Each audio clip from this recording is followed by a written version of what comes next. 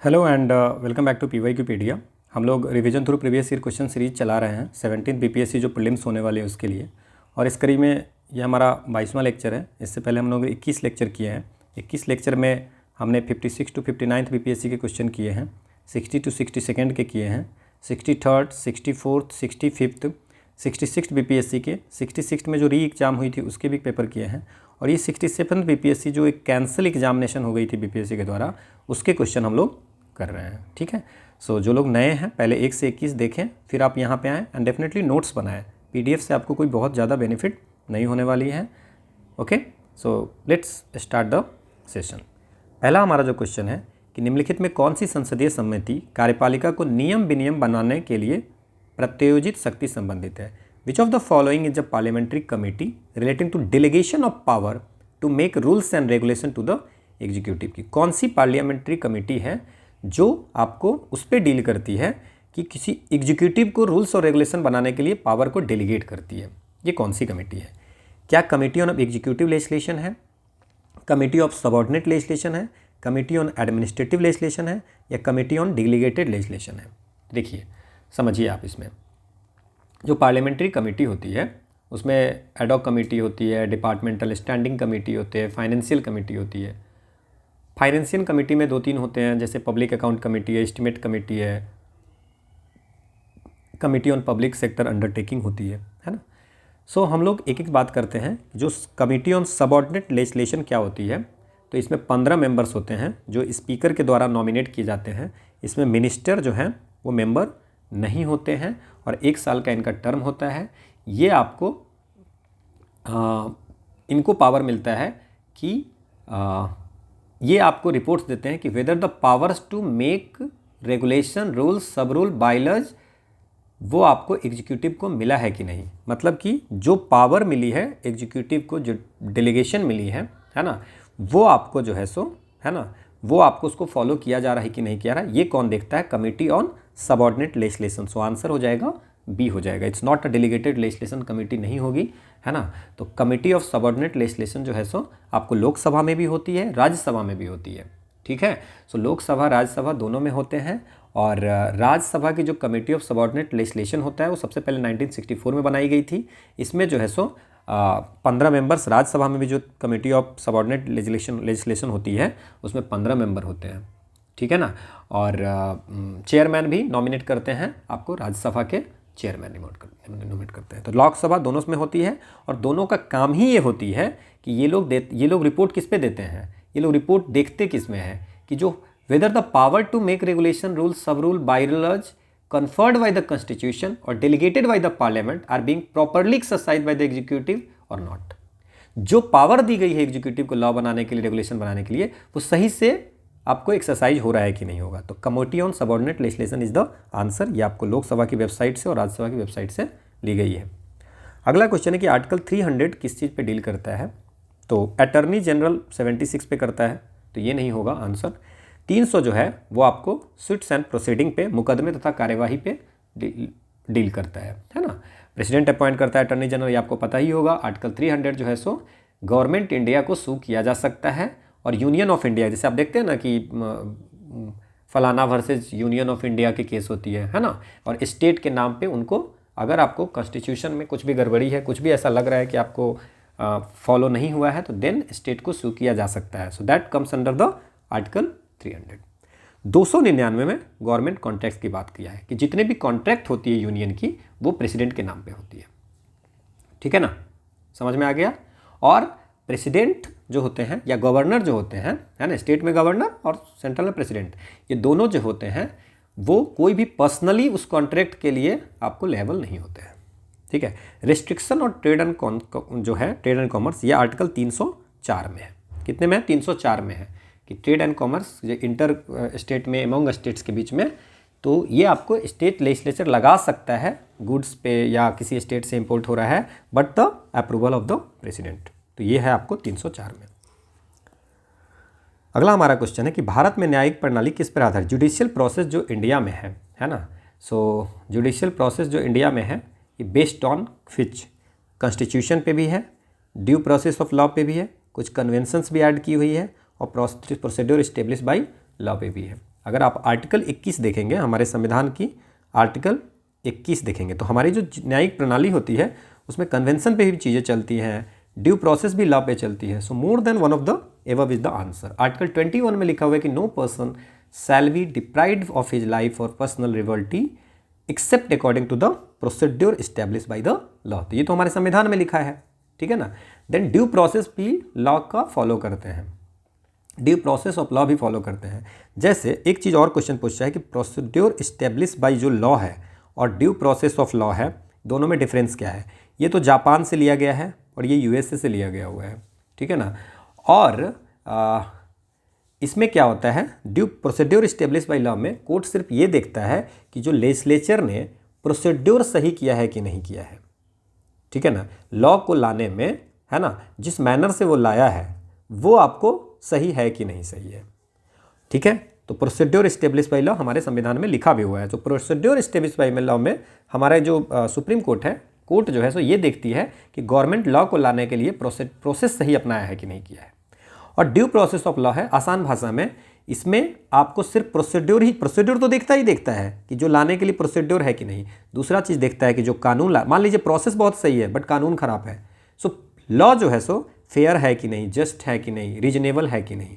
समझ में आ गया? तो ये ध्यान रखना है। So what is the difference between the due process of law और प्रोसीड्योर। तो अब कोर्ट इसको भी ध्यान देता है ड्यू प्रोसेस ऑफ लॉ के। तो पहले क्या होता था कि लॉ जो लाने के तरीके हैं उसके बारे में था, अब है कि सही है तो ठीक है। अब ये आ गया कि लॉ भी सही है कि नहीं सही है। क्लियर? ये आप देख लीजिएगा। अगला हमारा क्वेश्चन है कि किस राज्य में पहला लोकायुक्त जो है सो स्थापित हुआ था। First Lokayukta establish in which following state. तो देखिए, जो 1809 में स्वीडन में ये कॉन्सेप्ट सबसे पहले ओम्बस्डम का आया था। ओम्बस्डम मैन का कॉन्सेप्ट आया था, लोकायुक्त वाली आई थी। लेकिन ये भी यहाँ पे इंडिया में एल.एम. सिंघवी कमेटी थी। एल.एम. सिंघवी कमेटी, इन्होंने 2 टर्म दिया था कि सेंट्रल में लोकपाल होना चाहिए और लोकायुक्त होना चाहिए। इसमें 1963 में एल.एम. सिंघवी ने आपको ये रिपोर्ट दिया था, क्वाइन किया था पहली बार term.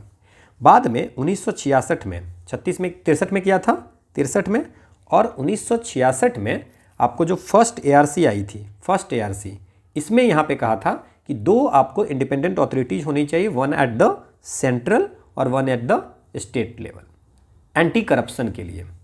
So what is the objective of the Lokpal and Lokayukta. Lokpal central में हो गया, लोकायुक्त जो है सो हो गया आपको स्टेट में।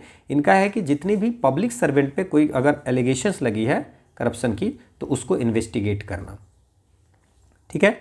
1971 में महाराष्ट्र पहली बॉडी थी जिन्होंने लोकायुक्त एस्टैब्लिश किया था, ठीक है ना। इसमें आपको लोकायुक्त जो होते हैं, लोकपाल जो होते हैं, इनकी जो सिलेक्शन होती है उसमें कौन कौन मेंबर होते हैं। प्राइम मिनिस्टर होते हैं, स्पीकर लोकसभा के होते हैं, स्पीकर लोकसभा, और leader of opposition party, chief justice of India, या चीफ जस्टिस ऑफ अगर सिटिंग सुप्रीम कोर्ट जज को भी नॉमिनेट करते हैं तो वो भी होता है। ये 4 लोग मिलकर के लोकपाल को चूज करते हैं। अभी हाल में अगर आप बात करें तो PC घोष, पिनाकी चंद्र घोष जो है सो पहला लोकपाल इंडिया के पहला लोकपाल जो बने थे, रिटायर्ड सुप्रीम कोर्ट जज थे पिनाकी चंद्र घोष। इतनी इन्फॉर्मेशन आपको याद रखनी है। कहाँ से ओरिजिनेट हुई है, कौन से स्टेट में, और क्या है। एक क्वेश्चन है कि AS आनंद 1990 के दशक में किस पद पर कार्यरत थे। सो आदर्श सिंह आनंद जो है 29वां चीफ जस्टिस ऑफ इंडिया हुआ करते थे, जो 1998 से 2001 तक आपको सर्व किए थे चीफ जस्टिस ऑफ इंडिया। तो ये आपको चीफ जस्टिस ऑफ इंडिया हुआ करते थे, उस समय न्यूज में थे इसलिए पूछा गया था। विच of the following is not a part of the 11th schedule of the constitution. 11th schedule of constitution में जो है जो 29 सब्जेक्ट हैं, तो उस 29 सब्जेक्ट में क्या नहीं आता है। लाइब्रेरी है, fuel and fodder, rural sport, technical training क्या नहीं होता है। सो जो 11th शेड्यूल में है पंचायत के लिए, उसमें आपको लाइब्रेरी, रूरल हाउसिंग आती है, ड्रिंकिंग वाटर आती है, फ्यूल एंड फॉर्डर भी आती है, फ्यूल एंड फॉर्डर आती है। देख लीजिए आप, इसमें लाइब्रेरीज आती है ना, फ्यूल एंड फॉर्डर आती है, फ्यूल एंड फॉर्डर आती है। देन आपको इसमें कल्चरल टेक्निकल ट्रेनिंग भी आती है। तो 3 चीज़ें हैं। और इसमें आपको रूरल स्पोर्ट्स कहीं नहीं है, स्पोर्ट्स नहीं आती है इसमें, ठीक है। सो ये जो आपको क्वेश्चन आंसर हो जाएगा that is C, not a part of the 11th schedule. मतलब पंचायत का जो काम नहीं है वो है, उसके परव्यू में नहीं आती है रूरल स्पोर्ट्स। अगला हमारा क्वेश्चन है कि संविधान के अनुच्छेद 113 के अनुसार वार्षिक बजट में कितनी अनुदान की मांगें संसद में पेश की जाती है? कितनी अनुदान? तो ये आपको आर्टिकल 113 में उस समय न्यूज़ में था, इसलिए क्वेश्चन पूछा गया है। होता क्या है कि जैसे मान लीजिए कि कोई भी जो डायरेक्टली चार्ज होता है कंसोलिडेटेड फंड ऑफ इंडिया से, उसमें पार्लियामेंट अप्रूवल नहीं होता है। जज की सैलरी है, उसमें पार्लियामेंट के अप्रूवल की ज़रूरत नहीं होती है, directly consolidated fund of India से निकलती है। और बाकी जितनी भी होगी उसमें आपको जो है सो ग्रांट के लिए आपको लोकसभा में पास करवानी पड़ती है। हाउस को अप्रूव कर सकती है, रिड्यूस कर सकती है, रिजेक्ट कर सकती है, और बिना ग्रांट जो है सो प्रेसिडेंट के रिकमेंडेशन के नहीं मिलती है। अब क्या होता है कि हर मिनिस्ट्री डिपार्टमेंट को एक डिमांड देनी पड़ती है, एक डिमांड। और कोई कोई बड़ी मिनिस्ट्री है तो उसमें मोर देन वन डिमांड भी होगा, ठीक है ना। हर डिमांड में आपको पूरा कितनी मतलब कि एक्सपेंडिचर है, कितनी क्या है, वो सारी चीज़ें दिए होते हैं। तो ऐसी कोई फिक्स नंबर नहीं है, फिक्स्ड नंबर नहीं है। अब उस साल जो ये क्वेश्चन जिन्होंने बनाया है वो न्यूज़ में आई थी कि इतनी डिमांड्स आई है, तो उस बेस पे उन्होंने क्वेश्चन पूछ लिया। बट ऐसा कुछ भी हमारे संविधान में लिखा नहीं हुआ है। हमारे संविधान में है कि सबको कम से कम एक डिमांड देना है, एक डिमांड की बात है ना। सो नॉट अबाउट द कि हर डिपार्टमेंट एक डिमांड देती है, कोई दो भी दे सकता है, तो कुछ भी ऐसा कंपलसरी नहीं है। So none of the above is the answer. अगला है कि नेशनल एक्सटेंशन सर्विस लॉन्च हुई थी कौन से? अभी पिछले दिन में हम बोल रहे थे CDP जो कम्युनिटी डेवलपमेंट प्रोग्राम जो लॉन्च हुई थी वो आपको 1952 में हुई थी, और उसमें था कि जो रूरल पुअर हैं उनकी लिविंग स्टैंडर्ड को अच्छा करने के लिए और रूरल एरिया में इकोनॉमिक डेवलपमेंट की बात की गई थी।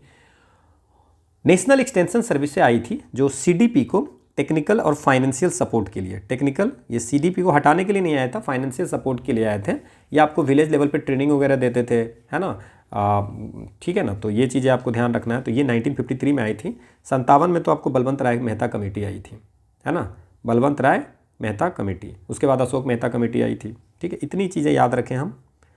अगला हमारा क्वेश्चन है the member of a state legislative council are not chosen by which of the following category of the person. तो एक चीज़ याद रखिएगा, जो लेजिस्लेटिव काउंसिल होती है, लेजिस्लेटिव काउंसिल हमारे संविधान के 169 आर्टिकल याद रखिएगा। पार्लियामेंट आपको एबोलिश कर सकती है लेजिस्लेटिव काउंसिल, है ना, लेजिस्लेटिव काउंसिल को एबोलिश कर सकती है या क्रिएट कर सकती है। अगर लेजिस्लेटिव असेंबली उस स्टेट का एक रिजोल्यूशन पास करेगा मेजोरिटी ऑफ टोटल मेंबरशिप में, ठीक है ना, and by majority of not less than 2/3 of the member, 2 तिहाई मेंबर पासिंग एंड वोटिंग से अगर मान लीजिए कि कोई रिजोल्यूशन पास करके देगा, देन बनाएगा कौन? पार्लियामेंट के पास पावर है आर्टिकल 169 के तहत। 171 में लिखा हुआ है कि उसमें अगर बन गया तो कौन कौन से उसकी कंपोजिशन क्या होगा। तो उस कंपोजिशन में क्या क्या है देखिए, उसमें है ग्रेजुएट हैं जो 1/12 मेंबर जो होगा वो ग्रेजुएट कंस्टिट्यूएंसी से होगा। इसके बाद 1/12 जो होगा वो टीचर से होगा, ठीक है। इसके बाद 1/12 1/3 जो होगा लोकल अथॉरिटीज़ से होगा, 1/3 जो होगा वो लोकल से होगा, और 1/3 जो होगा वो असेंबली मेंबर से होगा, असेंबली मेंबर से, और बाकी जो होगा गवर्नमेंट नॉमिनेट होगा। इंडस्ट्रियलिस्ट की तरफ से कोई नहीं होता है। अभी कौन कौन से स्टेट में है? बिहार, कर्नाटक, तेलंगाना, उत्तर प्रदेश, महाराष्ट्र, आंध्रा, ठीक है ना। अभी हाल में बंगाल ने भी पास किया है। तो ये लोग चाह रहे हैं बट लेजिस्लेटिव असेंबली काउंसिल के लिए ये देख लीजिए, graduate, teacher, local authority, assembly member और बाकी 1/6 रिमेनिंग। अगला है कि स्प्लिट सिस्टम जो है सो इंडियन एडमिनिस्ट्रेशन में किस चीज़ से रिलेटेड है, ठीक है ना। सो स्प्लिट सिस्टम जो होता है वो आपको पॉलिसी इंप्लीमेंटेशन के लिए होता है। जैसे मान लीजिए कि जो अगर सेक्रेटरीट की जो फंक्शनिंग की बात करें तो बहुत लार्ज होती है सेक्रेटरीट, है ना। तो उसमें क्या होता है कि पॉलिसी इंप्लीमेंटेशन को सेपरेट करना है ना। तो principal of separation of policy from its implementation, ठीक है ना।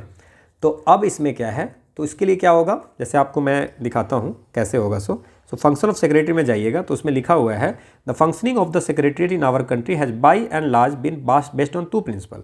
पहला है और the principle of separation of policy from its implementation, the administration action so that the latter can be handed over to the separate agency, ठीक है। Policy को separate करना है इम्प्लीमेंटेशन से, दोनों डिफरेंट है। Which enjoy certain freedom in the field of execution, ठीक है। तो हम बनाए, फॉर्मुलेशन कोई करता है, इम्प्लीमेंटेशन कौन करता है। सेकेंड क्या होता है, a transitory cadre of officer drawn from states cadre operating on the tenure system of staff controlling a permanent staff is a prerequisite to the vitality of the administrative system as a whole, और इसको बोलते हैं split system. सो इसमें जो है सो policy and implementation में आपको याद रखना स्प्लिट सिस्टम, इससे ज़्यादा पीएचडी नहीं करनी है। अगला है with reference to the finance commission of India, कौन से सही है? The finance commission was set up under the article 280 के तहत प्रेसिडेंट जो है सो फाइनेंस कमीशन को सेटअप करता है, ये बिल्कुल सही है। क्या फाइनेंस कमीशन स्टैट्यूटरी बॉडी है? नहीं, ये तो आपको कॉन्स्टिट्यूशनल बॉडी है, कॉन्स्टिट्यूशन में लिखा हुआ है। The recommendation of made by the finance commission are only advisory in nature, सिर्फ एडवाइजरी होता है, बिल्कुल इनकी जो रिकमेंडेशन होती है ओनली एडवाइजरी होती है। फर्स्ट फाइनेंस कमीशन 1950 में बनाया गया, तो बिल्कुल गलत है। फर्स्ट फाइनेंस कमीशन जो है सो 1951 में बनाया गया था, ठीक है ना।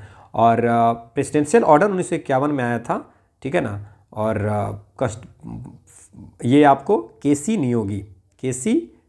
नियोगी तो 50 तो था ही नहीं, है ना। 6 अप्रैल 1952 को प्रेसिडेंट ऑर्डर आया था, 22 दिसंबर को, 6 अप्रैल को ये बना था। तो आप कोई भी डेट लेंगे तो 1951-52 में केसी नियोगी फर्स्ट थे आपके। ये अभी हमारे 15वें जो फाइनेंस कमीशन है जो भी चल रही है उसके हेड थे एनके सिंह, और 16th फाइनेंस कमीशन का है कौन है? अरविंद पनागड़िया जो है सो इसके हैं, जो पहले नीति आयोग के वाइस चेयरमैन हुआ करते थे, ठीक है। क्लियर? चेयरमैन के पास में पब्लिक अफेयर्स का नॉलेज होना चाहिए, और इसमें और भी मेंबर्स होते हैं, है ना, 4 और मेंबर्स होते हैं इसमें। तो हमारा इसका जो आंसर होगा सो 2 and 3 इज द राइट, ठीक है। इसके बाद आप इसमें देख सकते हैं कि 15 फाइनेंस कमीशन में किस किस चीज़ को लिया गया था? टैक्स बढ़ाने में, इफोर्ट में, डेमोग्राफिक परफॉर्मेंस में, income, distance, forest ecology, area, populations, ये सब आपको ध्यान रखना है। 4 मेंबर जो हैं 15 फाइनेंस कमीशन में कौन कौन थे? Ajay Narayan Jha, Annie George Mathew, Niranjan Rajadhyaksha और सौम्य कांति घोष, ये थे, ठीक है। तो ये आप एक बार देख लेना। बेयर नेसेसिटीज इंडेक्स, ये आपको इकोनॉमिक इसमें आया था, है ना। उस समय के इकोनॉमिक सर्वे में बेयर नेसेसिटीज इंडेक्स के बारे में बात की गई थी। तो उसमें क्या है? So the economic survey has come up with the bare necessity index rural और नेशनल लेवल पे, बिल्कुल सही बात है। BN has been created for all state for 2018 only, ठीक है ना। सो 2020-21 की जो इकोनॉमिक सर्वे हैं उन्होंने इस बात को बात किया था, और यहाँ पे 2012, ये 2018 एंड 2012 के लिए सबके लिए क्रिएट किया गया है। Created for all state for 2012 and 18, तो 2018 सिर्फ का नहीं होगा, ठीक है। ये इंडेक्स 2012 ईस्वी का और 2018 दोनों का क्रिएट किया गया था, ठीक है। 26 इंडिकेटर है इसमें, 26 इंडिकेटर और 5 डायमेंशन है, ठीक है। सो ये आपका आंसर हो जाएगा 1 and 3 इज द राइट। अगर बेयर नेसेसिटीज में देखना है 2020-21 के, है ना, तो ये है कि रूरल और अर्बन एरिया के लिए निकाला गया था। इसके बाद इसमें 26 इंडिकेटर है, देख लेना, 5 डायमेंशन है, 26 इंडिकेटर है। हालांकि अब ये नहीं पूछेंगे कि कितनी अर्बन और रूरल में इनइक्वालिटी है और कितना सिचुएशन ठीक हुआ है। 2012 का और 2018 का डाटा लेकर के हम कैलकुलेट करेंगे। तो बिहार में कृषि और ग्रामीण विकास के लिए किस प्रकार के बैंक स्थापित करने का प्रस्ताव है? तो बिहार में कृषि यंत्र बैंक बनाने की बात चल रही है ना, कि फार्मर को आप जैसे मान लीजिए कोई भी मशीनरी है, एग्रीकल्चर मशीनरी है, वो आपको खरीदना नहीं पड़ेगा, वो जाएंगे और वहाँ पे रेंट पे ले लेंगे, ठीक है ना।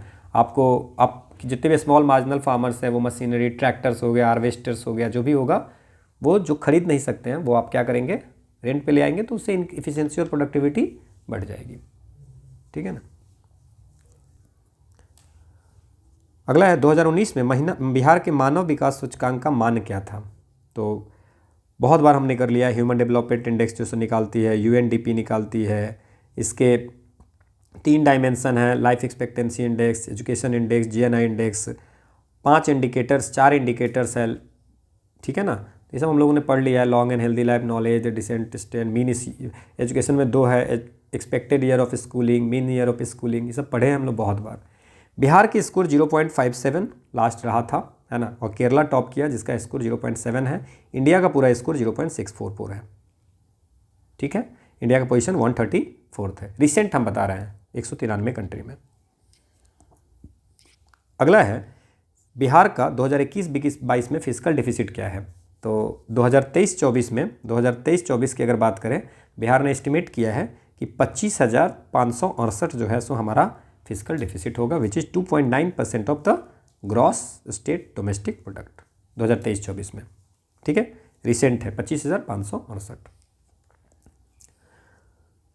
डिजिटल बिहार प्रोग्राम के अंतर्गत which student will receive computer education and training 2021-22 से डिजिटल बिहार प्रोग्राम के अंतर्गत किस क्लास के स्टूडेंट को आपको कंप्यूटर एजुकेशन और ट्रेनिंग मिलेगी?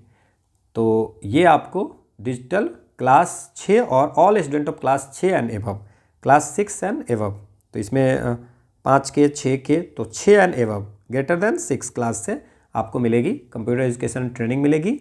और ठीक है, तो ये ध्यान आपको रखना है। अगला हमारा क्वेश्चन है कि 15वें फाइनेंस कमीशन के अनुसार से how much share will Bihar receive in divisible pool of central taxes, central tax में कितना शेयर आपको मिलेगी? तो ये है 4.12% in the divisible pool of central tax में बिहार को 4.12 मिलेगी। ठीक है। 15वें वित्त आयोग के सदस्य कौन नहीं थे? ठीक है ना। सो NK सिंह, नंद किशोर सिंह जो है सो 15th फाइनेंस कमीशन के चेयरमैन थे, है ना। इसके बाद इनके मेंबर थे अजय नारायण झा थे, ठीक है ना। देन अजय नारायण अशोक लहरी जी थे, रमेश चंद्र चे थे, सुदीप्तो मंडल जो है सो नहीं थे इसके मेंबर। 4 मेंबर जो थे वो थे अजय नारायण झा, रमेश चंद्र और प्रोफेसर अनूप सिंह। ठीक है। NK सिंह जो है सो चेयरमैन थे। तो पूछ रहा है कौन सा मेंबर नहीं है? आसान सा क्वेश्चन है। 15th फाइनेंस कमीशन आर्टिकल 280 के तहत प्रेसिडेंट अपॉइंट करते हैं। रिसेंट यूनियन बजट में finance minister has increase the foreign direct FDI limit to the insurance sector में कितना है? 2014 में 49 था, 2021 में 74% कर दिया था। ठीक है ना। FDI लिमिट को 74% बना दिया। लेकिन अगर इंश्योरेंस इंटरमीडियरीज पूछेगा, है ना, 74% कर दिया। इंश्योरेंस जो मध्य वाला है, जैसे पॉलिसी इंडिया है, ये सब जो है इंटरमीडियरीज हैं, है ना, उसमें 100% आपको किया हुआ है। तो इंश्योरेंस सेक्टर में आपको 74% है। इंटरमीडियरीज जो है इंश्योरेंस के बीच में, जैसे आपको ना पॉलिसी बाजार फ़ोन करता है वो सब, उसमें 100% आपको FDI लिमिट कर दिया।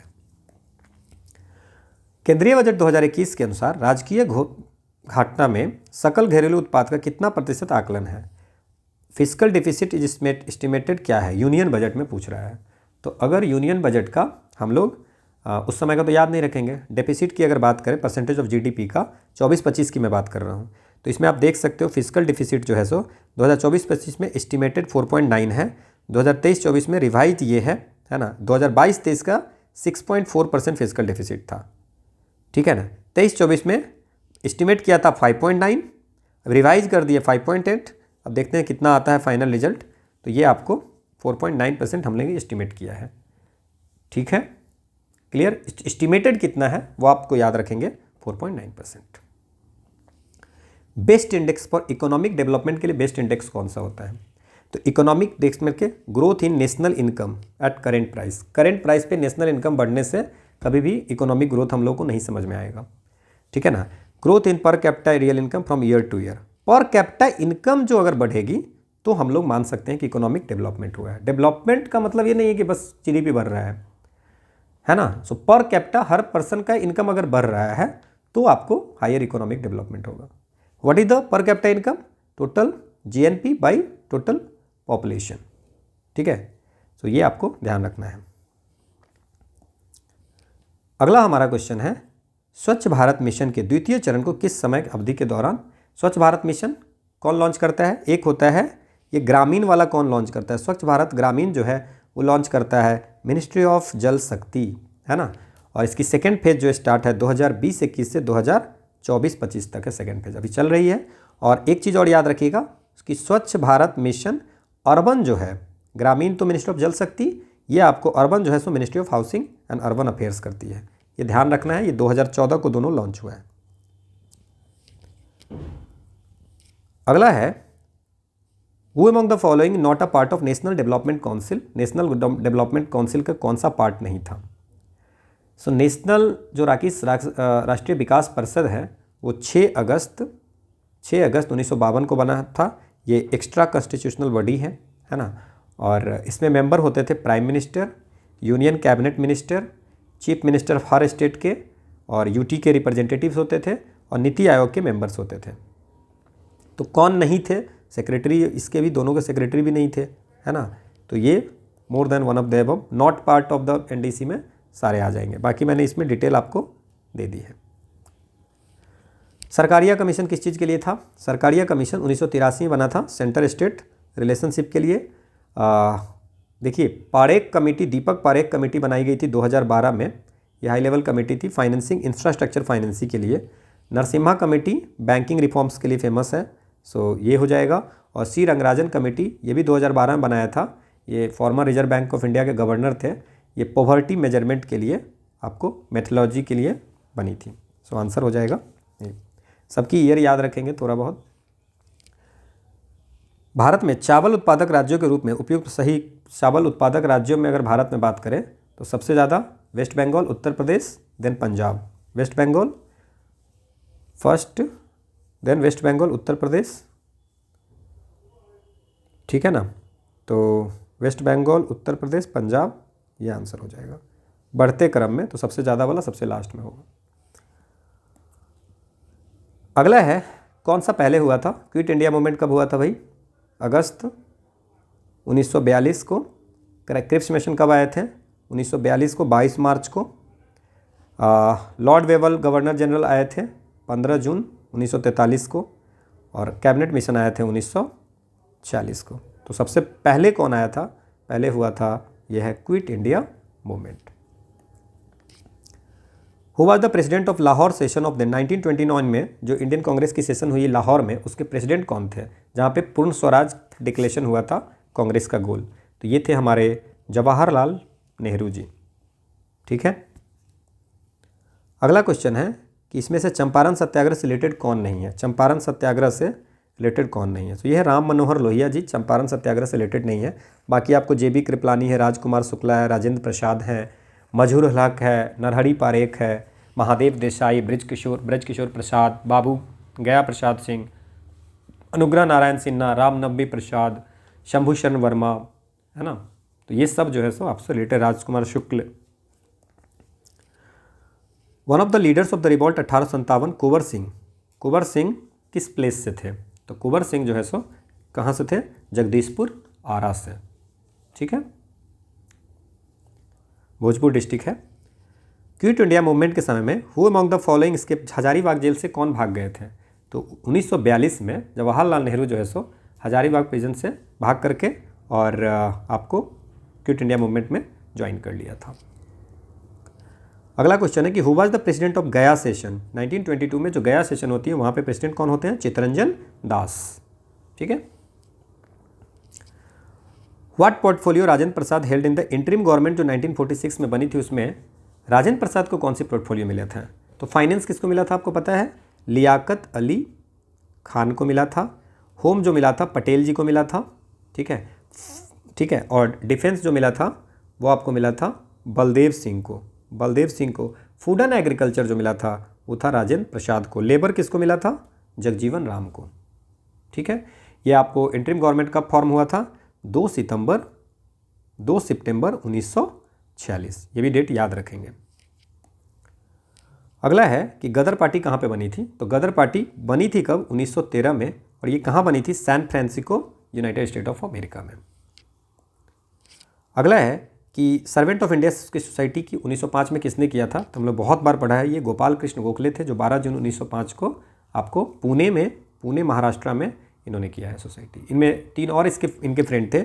उनका नाम था नतेश अप्पाजी द्रविड़, गोपाल कृष्ण देवधर और अनंत विनायक पटवर्धन, ठीक है। 12 जून 2005, देख रहे हो, GK Gokhale, servant of India society.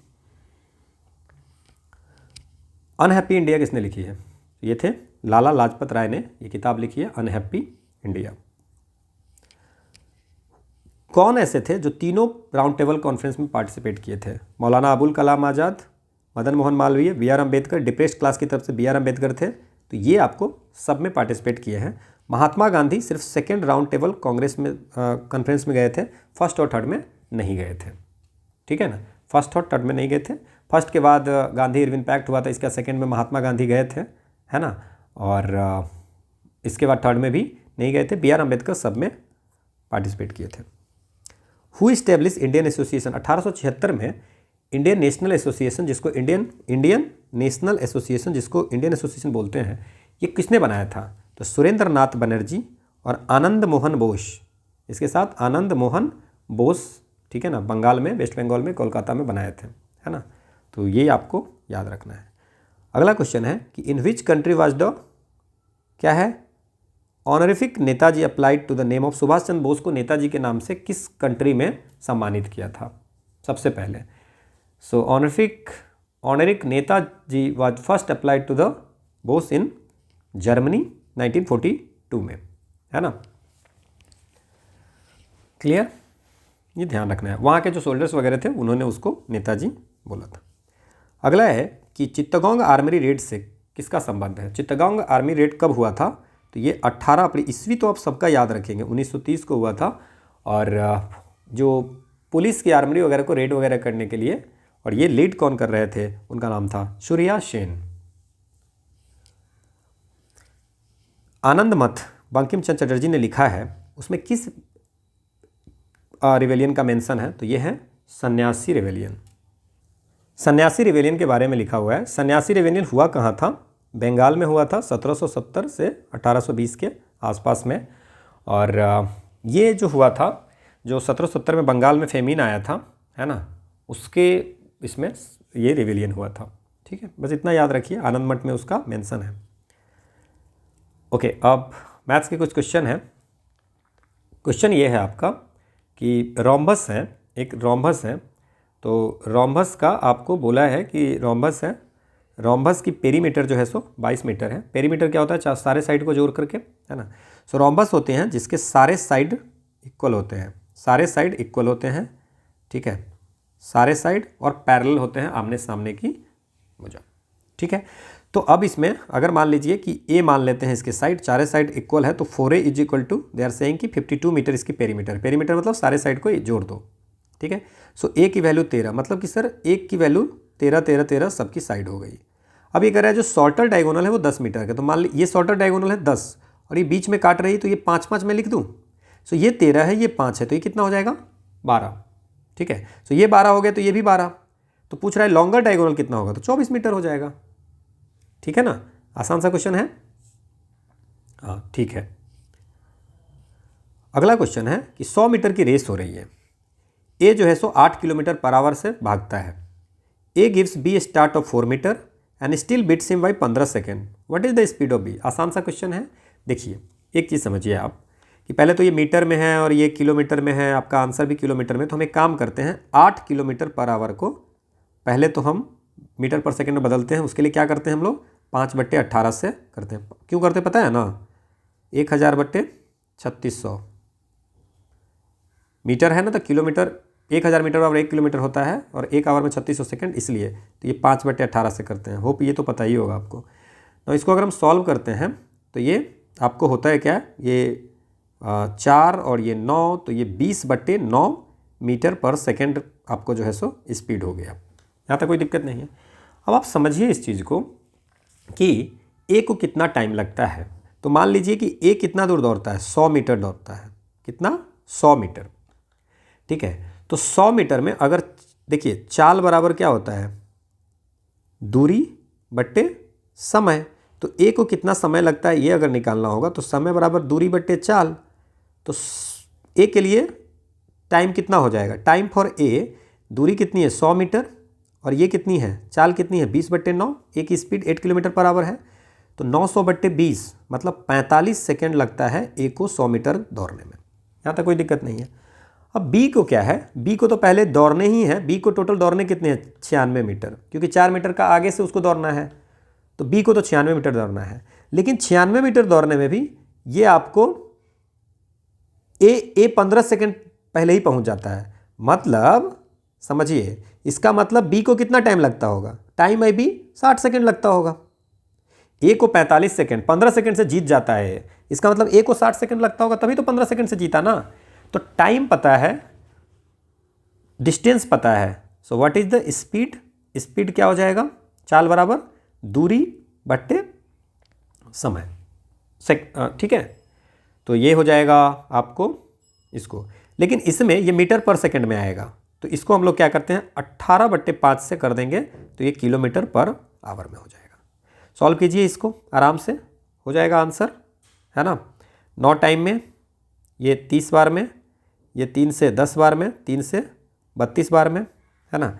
9 दूना 18 और 9 3 27, 278, 50, तो 5 बचे 25 और अगेन 5 बचे 25 और ये आपको 5.76, ये 5 पॉइंट वाला आंसर हो जाएगा। ये 5.56 सब कुछ आ रहा है। कुछ गलत हमने किया है क्या? 9 दूना 18 के 8, 9 3 27, अगर 28 हो जाएगा ना तो ये 5.76 आ जाएगा। इसमें 5 से डिवाइड करेंगे तो 57.6 होगा और फिर 10 से डिवाइड करेंगे तो 50 से करेंगे तो 5.76 किलोमीटर पर आवर होगा। हमेशा याद रखना किलोमीटर में कन्वर्ट करना है, जब भी चेंज करो तो फिर कन्वर्ट करो। एक घड़ी सुबह ठीक 8 बजे सेट की जाती है, 24 घंटे में 10 मिनट आगे बढ़ जाती है। सही समय क्या होगा जब दूसरे दिन 1 बजे, इस तरह के क्वेश्चन हमने पिछले दिन सॉल्व किया था। देखिए 8 AM में आपको आज है और क्या बोला है दूसरे दिन 1 बजे अपराह्न, तो 1 PM में, मतलब 8 AM से 8 AM 24 घंटे और 8 से 1 5 घंटे, मतलब टोटल 29 आवर में कितना मिनट आगे बढ़ जाती है। तो रियल जो टाइम होगा उससे आगे दिखाएगा, तो रियल टाइम आपसे पूछ रहा है ना। 24 घंटे में ये 10 मिनट जो है सो भागती है। तो अगर आप क्वेश्चन भी देखोगे तो 29 घंटे में 1 बजे से पहले ही दिखा देगा कि 1 बज गया। 1 बजे से पहले, तो 1 बजे से पहले में एक ही ऑप्शन है, तो आंसर तो सीधे आप बी मार सकते हैं, लेकिन आपको ना 12 मिनट आंसर हमको ला कर दे दूँ। तो 24 घंटे में 10 मिनट में, तो 1 घंटा में कितना मिनट होगा? 10/24 मिनट बढ़ेगी, तो 5 आवर में कितनी होगी? 10/24 गुने 5 विच इज अप्रॉक्स 2 मिनट होगा। तो टोटल 24 घंटे में 10 मिनट और 5 मिनट में 2 मिनट, तो 29 घंटे में 12 मिनट पहले ही वो दिखा देगा, लगभग 12 मिनट पहले दिखा देगा कि 1 बज गया। ठीक है ना, क्लियर? तो 12:48 पे ही दिखा देगा कि 1 बज गया अगले दिन। ये क्वेश्चन है। इस क्वेश्चन में हम लोग क्या करते हैं, x इज इक्वल टू ये मान लेते हैं और ये इनफाइनाइट पे जाता है। So can I write x is equal to 2 - 1/x,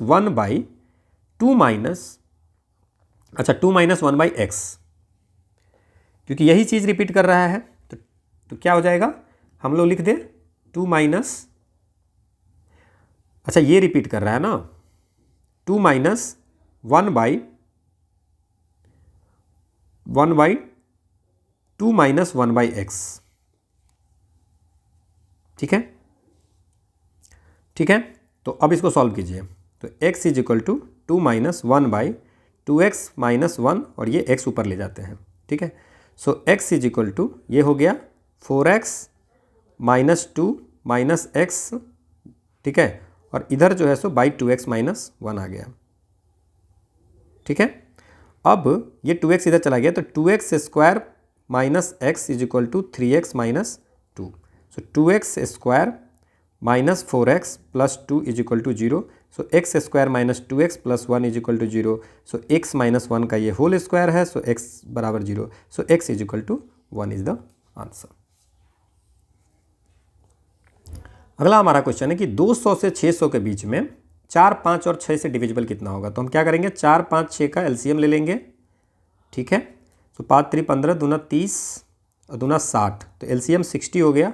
तो 200 से 600 के बीच में, तो इन दोनों को, तो 260, ठीक है, फिर 320, फिर 380, फिर 420, 480 और 540, यही अब सिर्फ डिविजिबल होगा 60 से डिविजिबल यही होगा। तो कितने नंबर हो गए, 1 2 3 4 5 6, 600 को हम कैलकुलेट नहीं किए बिकॉज इन बिटवीन पूछ रहा है, तो इन बिटवीन कितने होंगे आंसर, 6 आंसर होगा। ठीक है, अगर 600 को इंक्लूड कर लेते तो 7 हो जाता। अगला हमारा क्वेश्चन है कि n कोई धनात्मक पूर्णांक है तो इसका कितना से हमेशा विभाज्य होगा। तो let put the value of n is equal to 1, तो 3 टू द पावर 4 इंटू 1 4 और 4 टू द पावर 3 इंटू 1, सो 3 तिया 9 तिया 27 तिया 81 माइनस 4 चौका 16 चौका 64 विच इज 17। मतलब अगर हम n की वैल्यू धनात्मक है, अगर 1 भी रखेंगे तब भी 17 से तो ये डिविजिबल होगा ही होगा। So answer 17, always divisible by 17। दो संख्याओं के वर्गों के बीच का अंतर जो है 256000 है और दोनों संख्याओं का योग जो है, दो संख्या का योग जो है सो 1000 है। Now a² - b² is equal to x plus y into x minus y. Which is equal to given it's 256000000। X plus y की वैल्यू दी हुई है तो x minus Y is equal to हो गया 256000। ये 3 जीरो से 3 जीरो कट गया, so X minus Y is equal to 256 और X plus Y is equal to 1000।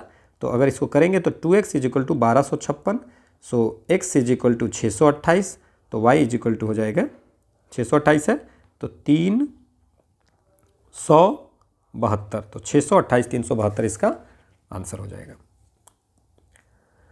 अगला है कि ये क्या वैल्यू हो गया। सो देखिए लॉग में जो बेस होता है वही अगर यहाँ पे रहता है तो 1 होती है, और लॉग में m to the power n होता है तो उसको हम लिखते हैं n log m। ठीक है, ये दोनों फार्मूला आपको पता है। तो अब इसको सॉल्व करते हैं। सो लॉग √2 है तो ये 2 टू द पावर 5 लिख सकते हैं, लेकिन यहाँ पे √2 है तो अगर √2 यहाँ हो जाता तो हमारा फॉर्मूला लग जाता। तो लॉग √2 के पावर क्या लिखेंगे, √2 का पावर 10 लिख देते हैं, क्योंकि √2 का स्क्वायर जो होता है वो 2 होता है, तो 10 लिख दिए। अब ये फार्मूला अगर लगाएंगे तो 10 इंटू लॉग √2 और √2 हो जाएगा, फिर ये फार्मूला लगाएंगे तो आंसर क्या हो जाएगा 10। सो आंसर क्या हो जाएगा सी। ठीक है, क्लियर। अगला हमारा क्वेश्चन है 45 नींबू को 40 रुपये में बेचने पे एक आदमी को हानि होती है 20% की। क्या करता है ये, 45 नींबू को 40 रुपये में बेचता है। लेन देन में 20% का लाभ प्राप्त करने के लिए 24 में कितना लेमन बेचने चाहिए आपसे पूछ रहा है। देखिए 40 रुपये में अगर ये बेचा है, समझिए इस बात को, 40 रुपये में, सो सेलिंग प्राइस कितना है 40%। ठीक है, तो 20% की हानि हो गई, मतलब जो भी कॉस्ट प्राइस रहा होगा उसका 80% ही उसको मिला, और 80% जो था वो 40 रुपया था। तो कॉस्ट प्राइस जो हो गया वो हो गया 40 × 100 डिवाइड बाई 80, तो ये हो गया 50। इसका मतलब 45 नींबू जो है ये खरीदा था कितने रुपए में, 50 रुपये में। सो एक नींबू कितने में खरीदा है ये आप निकाल लीजिए। एक नींबू जो खरीदेगा 50/45 विच इज 10/9 रुपीज़ में एक नींबू इसने खरीदा। ठीक है, अब कह रहा है कि 20% का लाभ प्राप्त करना है, तो 20% का अगर लाभ प्राप्त करना है तो इसका मतलब 10 रुपये में 9 रुपये खरीदने वाली चीज़ को आपको बेचने कितनी में पड़ेगी 120, 20% का लाभ करके।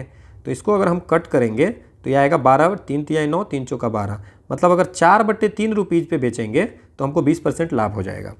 ठीक है, तो 4/3 रुपीज़ पे हमको टोटल 24 रुपये में कितना मिलेगा, तो रुपया 24 है, एक का दाम अगर हम 4/3 है तो क्या करेंगे, एक को 4/3 में बेचेंगे तो कितना बेचे, 24 × 3/4 विच इज 18 लेमन हम लोगों ने 24 रुपये में बेचेंगे। तब हम जाको 20 प्रॉफिट अगर लेना है 20%, तो ये होगा आंसर। 110 मीटर की एक ट्रेन है, 58 किलोमीटर प्रति घंटे की गति से यात्रा कर रही है, तो उसी दिशा में, मतलब कि क्या है, सेम डायरेक्शन में 4 किलोमीटर पर एक पर्सन जा रहा है। ठीक है, तो उसको कितना देर में पार करेगी। देखिए ये आसान सा क्वेश्चन है। अगर सेम डायरेक्शन में जा रहे होते हैं, ठीक है, तो उसमें रिलेटिव स्पीड जो होती है वो घट जाती है। रिलेटिव स्पीड, क्योंकि ये भी स्पीड चल रही है, ये भी चल रही है, तो रिलेटिव स्पीड घटा देंगे हम लोग, तो 58 में से 4 घट जाएगा तो 54 किलोमीटर पर आवर हो गया। लेकिन चूंकि ये मीटर में है और ये सेकेंड में ऑप्शन दिया हुआ है, तो इसको हम कन्वर्ट कर लेते हैं मीटर पर सेकेंड में। 5/18 से किए तो 18 × 3 = 54, तो 15 मीटर पर सेकेंड रिलेटिव स्पीड हो गया। डिस्टेंस मेन का हम लोग काउंट नहीं करते हैं, तो ट्रेन की जो दूरी होगी, जो ये आदमी है, इसको ट्रेन जितना देर में करेगी पास, तो ये आपको यहाँ तक ट्रेन जाएगी, तो टोटल ट्रेन की डिस्टेंस, तो डिस्टेंस भी पता चल गया हमें, डिस्टेंस जो पास करती है 110 मीटर, स्पीड भी पता चल गई। तो टाइम हो गया चाल बराबर दूरी बटे समय, तो समय बराबर दूरी बटे चाल। दूरी कितनी है 110, चाल कितनी है 15, 5 × 3 = 15, 5 से 22 बार में, है ना, तो 7 × 3 = 21, 22 सेकेंड, 7.1/3 सेकेंड इनको लगेगा पार करने में। ठीक है, okay, so this is all about मतलब फर्स्ट पार्ट। 67th में जो एग्ज़ाम हुई थी, जो कैंसिल हो गई थी, ठीक है ना, तो उसकी जो है सो फर्स्ट पार्ट हमने कर लिए हैं। और this is the quote of the day, life begins at the end of your comfort zone. आपकी कंफर्ट जोन के ख़त्म होने से लाइफ की स्टार्टिंग होती है। Thank you all for watching. You can get the questions and PDF and the updates from the Telegram channel PYQ_PDF। So again thank you all for watching.